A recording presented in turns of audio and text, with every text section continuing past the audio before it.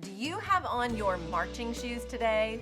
Shoes matter. Just like you don't wear high heels to an amusement park, you don't wear flip-flops out to battle. Anyone in the military knows the importance of footwear. My dad was a Marine, and I have heard him talk many times about his boots and the importance of keeping those boots polished and ready.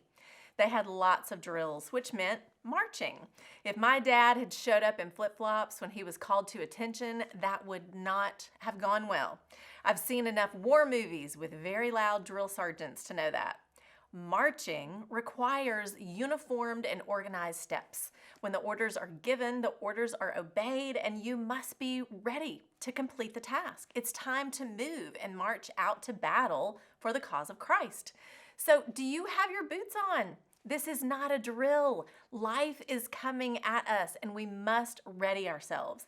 Get our armor on and march in obedience to the Father. Lord, whatever you have for me this day, give me the grace to walk it out. What if, though, we get orders to do something that sounds a little crazy? What God has called and prepared us to do for His glory and plan so often can be way above our thoughts and plans. You want me to do what now? In the Old Testament, Noah got some pretty wild marching orders in Genesis chapter 6.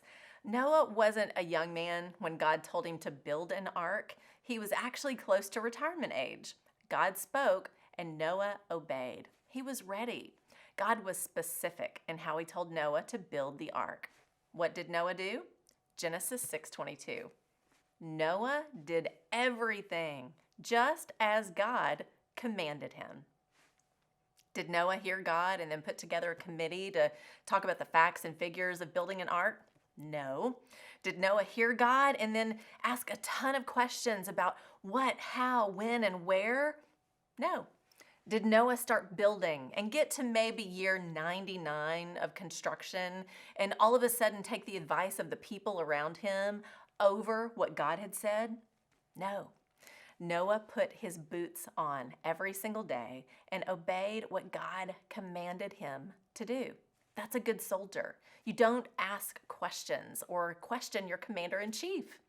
When God speaks, we must heed the call on our life and realize this is not a drill. This is our time to be where we are in history for such a time as this. Maybe it's not building an ark, but maybe it's building a bridge and loving someone who hates you. Maybe it's saying yes to crossing the street and reaching out to someone who's hurting. Maybe it's saying yes to the open door, the invitation, the nudge in your heart to move out, put your boots on, and get your hands dirty by getting involved in something you know God is calling you to. Whatever it is, may we be found faithful like Noah.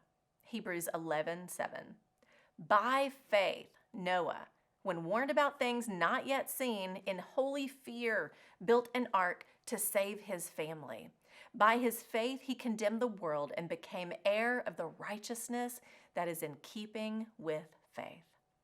God is calling us to move. God is calling us to build. God is calling us to obey. How do we do that when we can't see what's ahead? By faith. That's the truth. This is not a drill. Get those spiritual boots on and march ahead to where God is calling you. I'm Lori Klein.